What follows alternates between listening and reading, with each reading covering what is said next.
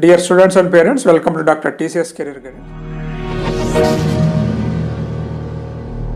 Students, ఇది second day 2 shift జరిగే exam. So నిన్న సండే నిన్న ఎగ్జామ్ లేదు. సో ఈరోజు జరిగినటువంటి morning shift and as well as evening shift యొక్క పేపర్ అనాలిసిస్ అనేది చేస్తారనమాట. అంటే పేపర్ అనాలిసిస్ అంటే ఎక్స్పెక్టెడ్ మార్క్స్ వర్సెస్ పర్సంటైల్ అనమాట.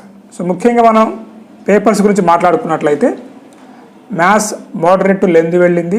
ఇది 3 సెషన్స్లో ఇలానే నడుస్తూ ఉంది. ఫిజిక్స్ మాత్రం కొంచెం ఈజీగా ఉంది, కానీ కొంచెం లాస్ట్కి స్టూడెంట్స్ ఇచ్చిన ఫీడ్బ్యాక్ అంటే ఈజీ టు మోడరేట్ వెళ్ళింది. కెమిస్ట్రీ అయితే ఈజీగా ఉందని చెప్పారు మన స్టూడెంట్స్, అంత ఎక్కువ టైం పట్టలేదు సార్ అని చెప్పారు. సో ఓవరాల్గా పేపర్ వచ్చేసి మోడరేట్ అని చెప్పుకోవచ్చు. సో మోడరేట్గా అనుకున్నప్పుడు మాత్రం ఇక్కడ మీకు 99.9% రావాలంటే 220 నుంచి 240 వరకు రావాల్సి ఉంటుంది.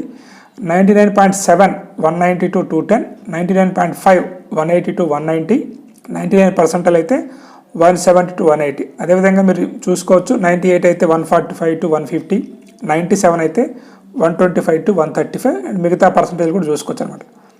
నెక్స్ట్ 95% రావాలంటే మాత్రం 105 to 110 మార్క్స్ రావాల్సి ఉంటుంది.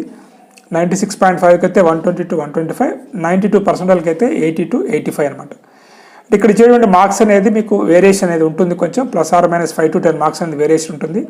మినిమం 90% రావాలంటే మాత్రం ఓవరాల్గా పేపర్ మోడరేట్ ఉంది కాబట్టి 80 to 85 వచ్చినా కానీ మీకు మోడరేట్ పేపర్ కాబట్టి 90% వచ్చే అవకాశం ఉందన్నమాట.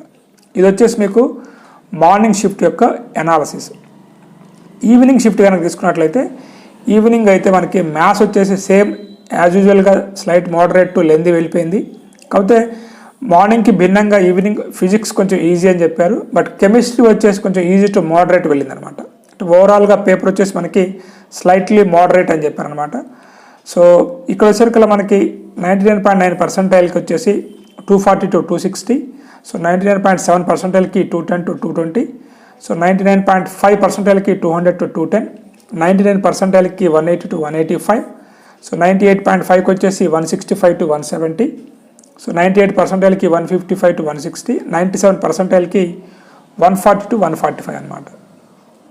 96%కి 120 నుంచి 125 వరకు, 95%కి 110 నుంచి 150, అదేవిధంగా 94కి వచ్చేసి మీకు 105 to 110 మార్క్స్ అనేది రావాల్సి ఉంటుంది అనమాట. 92%కి అయితే 95 to 100 వచ్చినా సరిపోతుంది. ఇక మినిమం 90% రావాలంటే మాత్రము సో 85 to 90 వచ్చినా కానీ సరిపోద్ది అనమాట.